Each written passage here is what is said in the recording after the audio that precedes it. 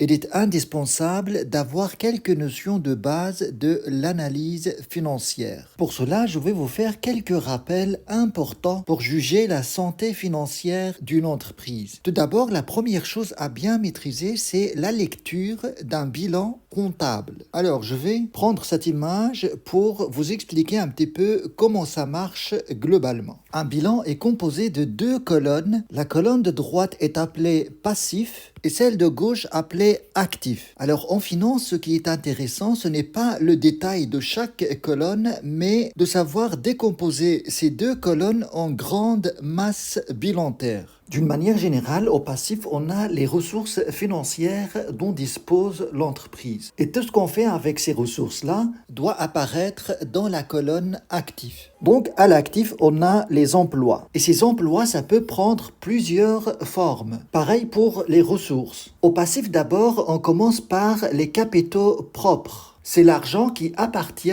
au propriétaire de l'entreprise. Et puis vous avez les dettes à plus d'un an, c'est ce qu'on appelle aussi les dettes à long terme. Et puis par après, on classe les dettes à court terme ou bien à moins d'un an. À l'actif du bilan, on commence par ce qu'on appelle actifs immobilisés. C'est tout ce qui est durable dans l'entreprise. C'est tout ce qu'on achète pour une utilisation sur plusieurs années. Et cela représente l'investissement proprement parlé de l'entreprise. Et puis, il y a l'actif circulant. Et dans l'actif circulant, on a tout ce qui n'est pas classé dans l'actif immobilisé. En finance, on utilise cette structure de masse bilantaire pour avoir une vue d'ensemble comment ça a été financé en fait le projet de l'entreprise à l'actif ici. Ou bien de quelle manière ces ressources qui sont classées par ordre décroissant d'exigibilité, c'est-à-dire que les ressources qu'on doit rembourser rapidement se trouvent en bas du bilan et plus on monte, plus on trouve des ressources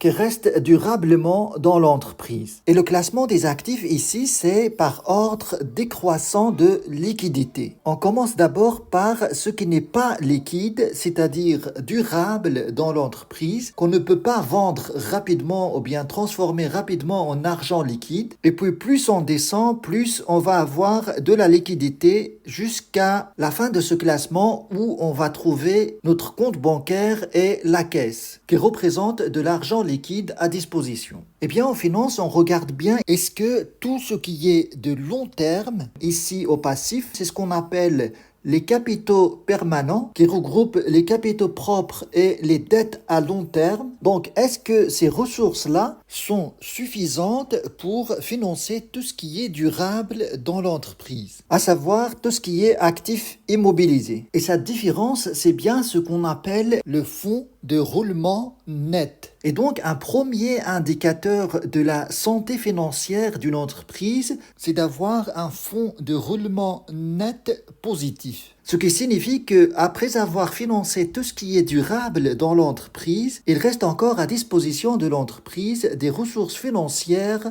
qui sont de long terme. Je ne vais pas rentrer ici en détail des manipulations à faire sur un bilan comptable pour organiser un bilan financier de cette manière. Et ces manipulations pour passer d'un bilan comptable à un bilan fonctionnel n'apportent pas trop d'impact sur la structure globale d'un bilan comptable. Je peux vous faire des cours plus tard sur les différents calculs qu'on effectue dans ce cadre pour passer d'un bilan comptable à un bilan financier ou bien fonctionnel. Mais ce que j'aimerais bien que vous captez pour le moment, c'est que on peut voir directement et rapidement des indicateurs financiers qui portent une signification importante sur la santé financière d'une entreprise. Et le premier indicateur à regarder, c'est justement ces deux ressources qui sont de long terme doivent dépasser ce que constitue l'actif immobilisé ici. Dans le cas inverse où le fonds de roulement net est négatif, c'est-à-dire que ces ressources de long terme ne dépassent pas en fait l'actif immobilisé,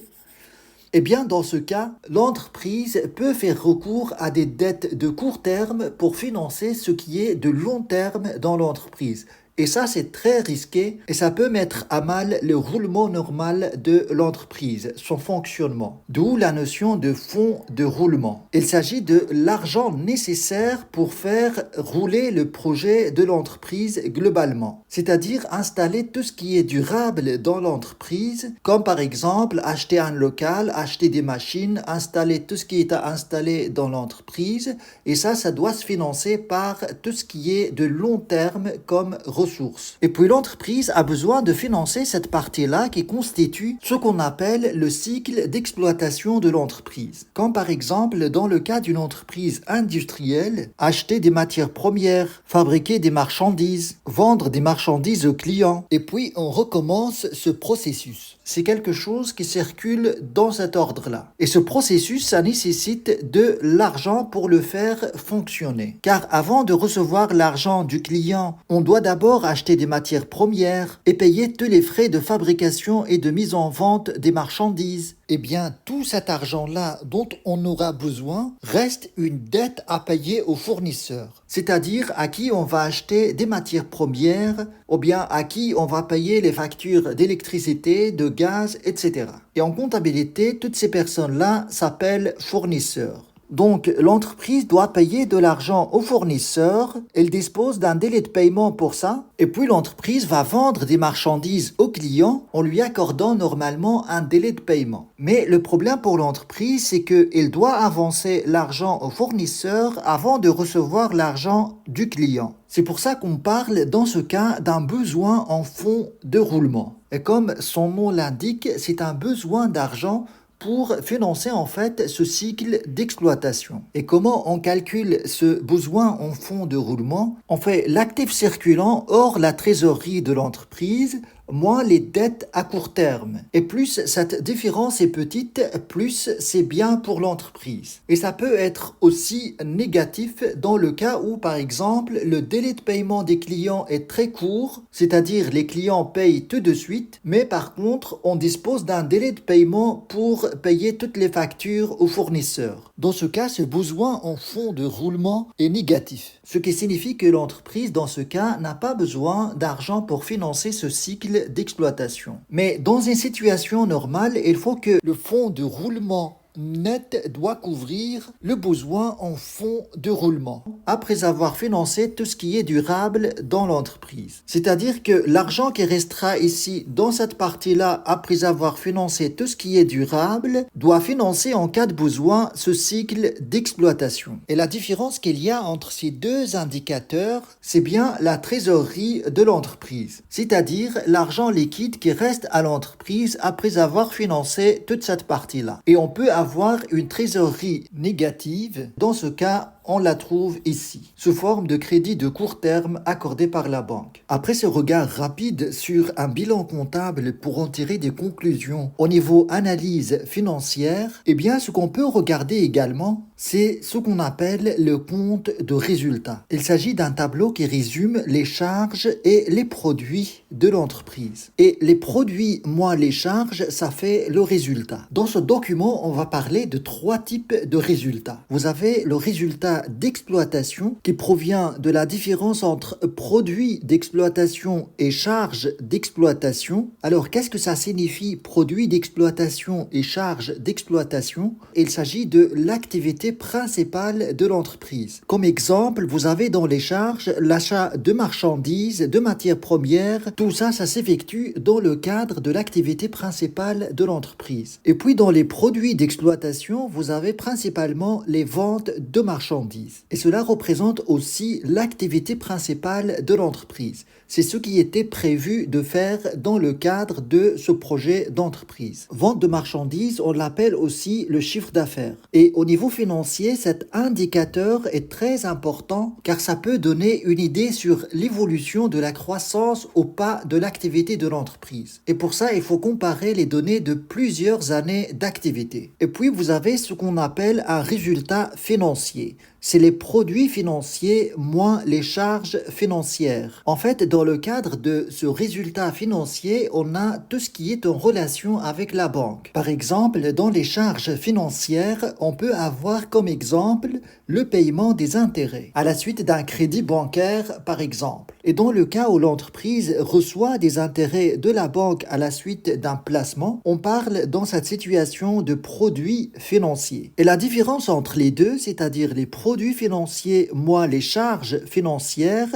ça donne le résultat financier. Et dernièrement, dans ce document, on a le résultat exceptionnel. Comme son nom l'indique, c'est tous les produits et charges qui relèvent d'une activité exceptionnelle de l'entreprise, c'est-à-dire qui ne rentrent pas de ce qui est planifié de faire dans le projet d'entreprise. Comme par exemple payer une amende parce que le camion est mal stationné, ou bien vendre occasionnellement une machine pour la remplacer. Globalement, l'argent qu'on reçoit dans le cadre de cette activité exceptionnelle et l'argent qu'on paye dans le cadre de cette activité exceptionnelle donne notre résultat exceptionnel. Et le résultat global de la société, c'est la somme de ces trois types de résultats. Le résultat d'exploitation plus le résultat financier plus le résultat exceptionnel donne le résultat global de la société. Alors, ce compte de résultat comptable ne donne pas assez d'informations pour en tirer des conclusions sur la manière de constituer ce résultat de l'entreprise. C'est pour ça qu'au niveau financier, on peut partir de ce document pour l'analyser autrement,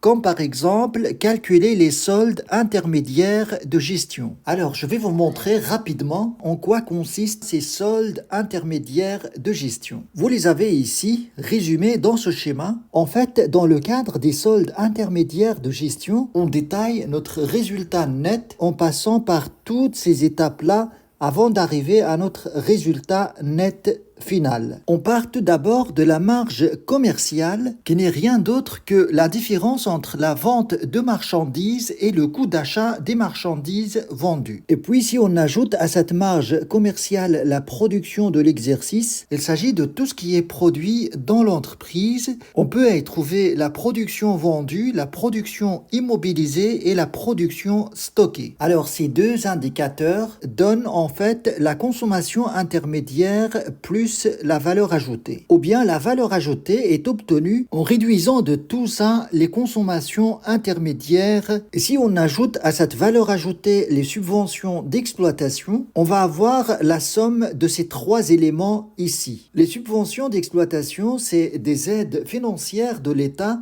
accordées à l'entreprise pour financer son activité d'exploitation. Vous avez ici les charges de personnel, l'impôt et taxes, et ce qui reste, c'est l'excédent brut d'exploitation. On peut obtenir l'excédent brut d'exploitation en réduisant les charges de personnel et impôts et taxes de ces deux éléments ici, à savoir la valeur ajoutée et les subventions d'exploitation. Et ainsi de suite, vous allez avoir la composition de votre résultat, ou bien la manière dont on peut former ce résultat net en passant par toutes ces étapes-là. Et chacune de ces étapes, en fait, nécessite un cours particulier à part que peut-être je vais faire plus tard dans le cadre d'un autre cours. L'idée ici, c'est de vous montrer en fait les documents importants en comptabilité et comment on peut les exploiter pour en tirer des conclusions au niveau financier. Vous avez le compte de résultat qui donne pas mal d'informations mais très peu détaillées et on peut partir de ce compte de résultat pour arriver à quelque chose de plus détaillé que ça, ce qui permet d'en tirer des conclusions sur la manière d'arriver à ce résultat de l'entreprise qui constitue vraiment le but final de chaque activité. Et on peut appliquer plusieurs ratios pour savoir l'importance de chaque élément dans cette structure et ce qui permettra de voir de quelle manière l'entreprise peut améliorer cette structure afin de dégager un résultat plus important. Voilà un peu globalement comment on peut exploiter le bilan et le compte de résultat pour une analyse financière de la société. Maintenant, ce qui reste à faire, c'est de vous montrer un petit peu les différentes méthodes utilisées pour évaluer une entreprise. J'ai présenté un bilan comptable sous forme de masse bilantaire. Je vous ai présenté également le compte de résultat. avec les soldes intermédiaires de gestion que j'ai illustrés dans ce schéma-là. Tout ce qui est en bleu, c'est des soldes intermédiaires de gestion. Alors, on va garder ça de côté pour le moment. Ce qui est intéressant de faire dans le cadre d'une analyse financière pour exploiter au maximum ces données, c'est de calculer ce qu'on appelle les ratios financiers. Et ces ratios peuvent être calculés sur base d'un bilan comptable ou bien sur base des données du compte de résultats. Les ratios calculés sur base d'un bilan comptable permettent en fait d'analyser la structure financière de l'entreprise. Et quand on calcule des ratios sur base du compte de résultats, à ce moment-là, on analyse la rentabilité de l'entreprise, c'est-à-dire mesurer la capacité de l'entreprise à dégager des bénéfices et des cash flows importants. Alors, je vais vous présenter les plus importants ratios qu'on utilise dans le cadre de l'analyse de la structure de l'entreprise. Et ces ratios sont analysés sur base d'un bilan comptable. Vous avez d'abord le ratio d'autonomie financière ou bien ce qu'on appelle également la capacité d'endettement. Et avec ce ratio, on peut voir l'importance de l'endettement à long terme de l'entreprise. Et ça permet principalement de juger la capacité d'endettement de l'entreprise. Et on calcule ce ratio en rapportant en fait les capitaux propres de l'entreprise sur les capitaux permanents. C'est-à-dire que si je me réfère à ce bilan, vous avez ici au passif du bilan les capitaux propres qui viennent en fait des propriétaires de l'entreprise et les capitaux permanents, c'est la somme des capitaux propres et les dettes à plus d'un an ou bien ce qu'on appelle les dettes à long terme. Donc, ce ratio d'autonomie financière se calcule en rapportant les capitaux propres sur la somme des capitaux propres et les dettes à long terme. Et ce ratio doit globalement être supérieur à 0,5. C'est-à-dire que les capitaux propres doivent être supérieurs aux dettes à long terme. Et on peut voir clairement ça si par exemple, pour schématiser un petit peu, cela constitue les capitaux propres de l'entreprise et ça constitue les dettes à long terme. Pour que les capitaux propres divisés par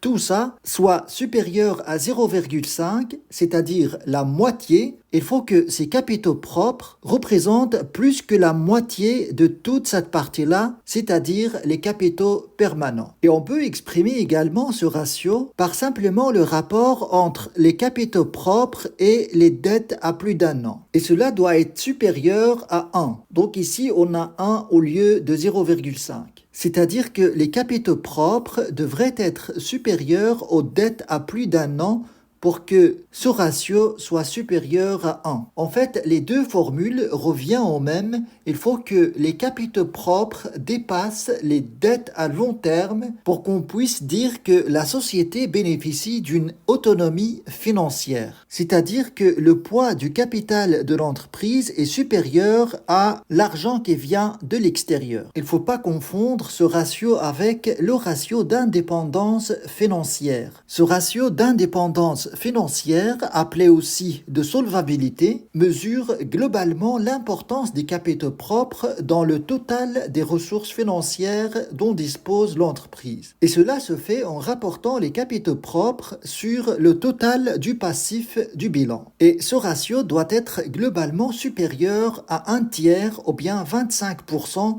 Ça dépend des secteurs d'activité. C'est-à-dire que dans ce cas, ces capitaux propres qui appartiennent aux propriétaires de l'entreprise doivent représenter au moins 1/3 de toutes les ressources qui figurent ici au total du passif. Cela signifie que les dettes qui viennent de l'extérieur devraient représenter minimum, ou bien plutôt maximum, 2/3. Donc si on fait les capitaux permanents divisés par les dettes, on devrait arriver à un résultat supérieur à 1/3 pour en tirer la conclusion que la société est solvable. Alors ça signifie quoi solvable? Ça signifie que l'entreprise a la capacité de rembourser sa dette. On verra peut-être d'autres ratios bientôt, mais pour le moment j'aimerais bien aborder les 3 grandes méthodes d'évaluation des entreprises, à savoir la méthode patrimoniale, la méthode appelée la valeur de rentabilité et enfin la dernière méthode, c'est la méthode des comparables. Je commence tout de suite par vous expliquer la méthode patrimoniale. Comme son nom l'indique, ça concerne le patrimoine de l'entreprise. Et cette méthode est appelée également la valeur mathématique ou la valeur intrinsèque. C'est la méthode utilisée principalement dans ce qu'on appelle l'investissement dans la valeur, ou bien ce qu'on appelle en anglais value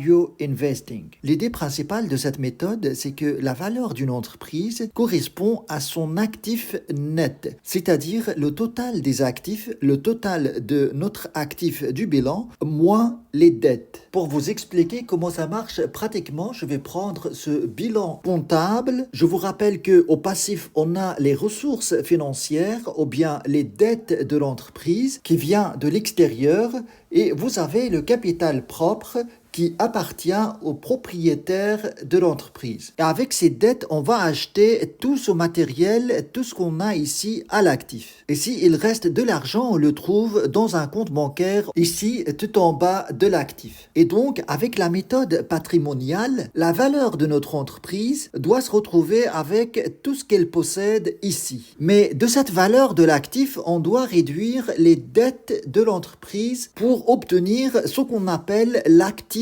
net. Mais avec cette méthode, on va chercher davantage dans cet actif net pour éliminer tout ce qui est fictif, c'est-à-dire qui n'a pas de valeur réellement, mais aussi corriger la valeur de certains actifs pour prendre en compte leur valeur réelle. Et de cette manière, ce qui va être pris en compte, c'est l'actif net réel corrigé. Alors, de quelle manière on peut effectuer une telle démarche? Eh bien, en procédant par la vérification de chaque élément de cet actif du bilan. Je vais vous donner quelques exemples. Par exemple, dans l'actif immobilisé, si on a des bâtiments et des terrains, on peut réévaluer par exemple les immeubles et adapter leur valeur en fonction du marché actuel. On peut éliminer également quelques actifs fictifs comme les frais d'établissement par exemple. Pareil pour d'autres frais comme les frais de recherche par exemple, il faut les éliminer du bilan. Et au niveau actif circulant, on peut vérifier la valeur des stocks et voir si l'évaluation du stock n'est pas exagérée avec l'évolution des prix sur le marché ou à l'inverse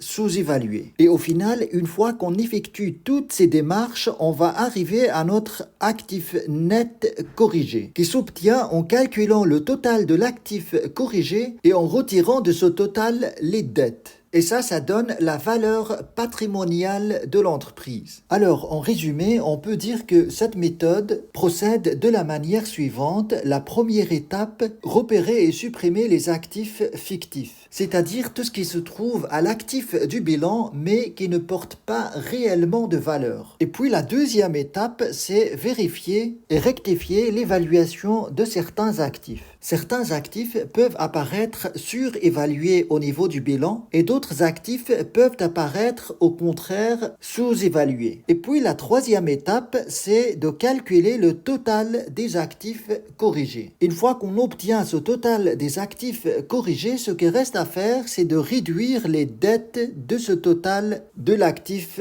corrigé. Je vais vous parler maintenant de la méthode Goodwill, ou bien ce qu'on appelle également survaleur ou écart d'acquisition. Comme je vous ai présenté par rapport à la méthode patrimoniale, on détermine la valeur de l'entreprise sur base de son patrimoine.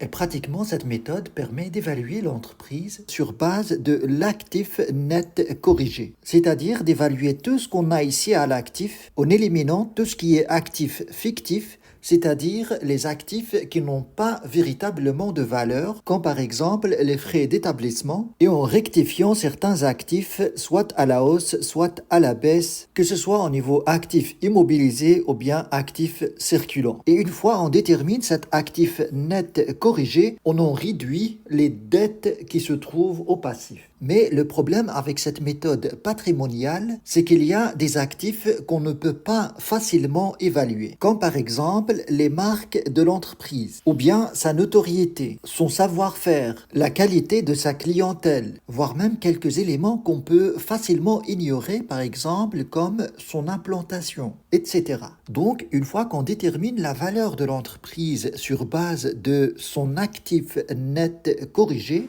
pour rectifier le fait d'avoir négligé quelques éléments importants de l'entreprise qui sont dans la plupart des cas invisibles, comme la marque, les brevets, etc. Eh bien, avec la méthode Goodwill, on va ajouter ces éléments à cet actif net corrigé. Quand il s'agit d'éléments positifs, on parle de Goodwill, et quand il s'agit d'éléments négatifs, on parle de Badwill. À ce moment-là, on va retirer de la valeur à notre actif net corrigé. Et avec cette méthode, on obtient la valeur de l'entreprise en rectifiant notre actif net corrigé en y ajoutant simplement la valeur du goodwill. Alors par rapport à cette méthode patrimoniale, c'est quoi les avantages et inconvénients? Tout d'abord, on peut remarquer que c'est une méthode facile à appliquer car elle se base principalement sur le bilan et sur une analyse historique de la société. Et cette méthode est très importante également quand on l'utilise avec d'autres méthodes d'évaluation que je vais vous présenter bientôt. Par rapport aux inconvénients, dans cette méthode, on se réfère au passé pour évaluer l'entreprise et on oublie les perspectives d'avenir de la société. La valeur patrimoniale convient mieux à celui qui veut vendre son entreprise qu'à celui qui veut investir et acheter une entreprise. Car celui qui veut investir, par exemple, et acheter une partie de l'entreprise, ce qui l'intéresse en premier lieu, c'est la capacité de l'entreprise à dégager des bénéfices à l'avenir, peu importe le patrimoine possédé par l'entreprise. Voilà globalement cette méthode d'évaluation des entreprises appelée patrimoniale. La valeur de rentabilité. C'est une méthode d'évaluation ou bien un ensemble de méthodes d'évaluation des entreprises qui se focalise sur l'aspect rentabilité au lieu du patrimoine de l'entreprise. En fait, il faut bien comprendre qu'il y a deux documents très importants qui vont servir aux investisseurs pour bien évaluer leur projet d'investissement. Vous avez d'abord le bilan, c'est-à-dire ce qu'elle possède et la provenance des ressources par lesquelles l'entreprise a acheté tout ce qu'elle possède. Au passif, on a toujours des ressources financières. Vous avez les capitaux propres, c'est les propriétaires d'entreprise qui les apportent au projet de la société. Et puis, vous avez les dettes, que ce soit de long terme ou bien de court terme. Et avec toutes ces ressources financières, l'entreprise va installer son projet d'investissement ici. Et la méthode qui se base sur la valeur patrimoniale, en fait, essaye d'évaluer l'entreprise sur base de ce patrimoine. Et dans ce cadre, on essaye d'évaluer tous les actifs que l'entreprise possède en tenant compte des dettes qui viennent des personnes extérieures à l'entreprise. Mais bien sûr, toute cette installation que l'entreprise effectue, c'est pour un seul but ultime, qui est de dégager des bénéfices. Et le document qui détaille comment l'entreprise arrive à dégager des bénéfices, il s'appelle le compte de résultat. Et bien l'autre méthode appelée la valeur de rentabilité va plutôt se concentrer sur ce document pour savoir de quelle manière le projet d'entreprise a une capacité à générer des profits à l'avenir. Donc on se retrouve ici avec deux visions pour un investisseur. Quand on analyse le bilan, on est dans le patrimoine et quand on analyse le compte de résultat, on est plutôt dans la rentabilité. Avec la méthode patrimoniale, on analyse plutôt l'histoire de la société pour mettre à jour tout ce que l'entreprise possède ici à l'actif et estimer la valeur de l'entreprise sur base de cela. Mais avec la méthode rentabilité, on est plus orienté vers la capacité que l'entreprise a à dégager des bénéfices dans le futur. Et dans ce cadre, on peut analyser plusieurs paramètres de l'entreprise. On peut analyser par exemple les différents soldes intermédiaires de gestion. On peut analyser la marge commerciale. On peut analyser la valeur ajoutée, l'excédent brut d'exploitation, le résultat d'exploitation et le résultat net de l'entreprise. Chacun de ces indicateurs porte une signification particulière et ça peut aider à comprendre et à projeter en fait l'évolution de la société à l'avenir par rapport à sa rentabilité. Mais on peut analyser d'autres paramètres ou bien d'autres indicateurs dans le cadre de cette méthode d'évaluation par la rentabilité. On peut analyser par exemple la valeur de rendement qui s'intéresse particulièrement aux dividendes distribués par la société. Les dividendes, ça constitue une partie des bénéfices que la société distribue aux actionnaires, à ceux qui possèdent les actions de la société. On peut analyser également la valeur de productivité qui s'intéresse aux résultats nets de l'entreprise. Et dans ce cadre, on peut se baser sur les résultats passés de l'entreprise ou bien les résultats prévisionnels qu'on va actualiser à la date d'aujourd'hui. On peut adopter d'autres méthodes comme par exemple le multiple du résultat qui consiste à appliquer par exemple au résultat net ou bien à l'excédent brut d'exploitation un coefficient multiplicateur. On va peut-être voir des exemples de cela. Il y a aussi la méthode DCF que je vais vous présenter bientôt, Discounted Cash Flow. Cette méthode appelée également méthode des cash flows actualisés.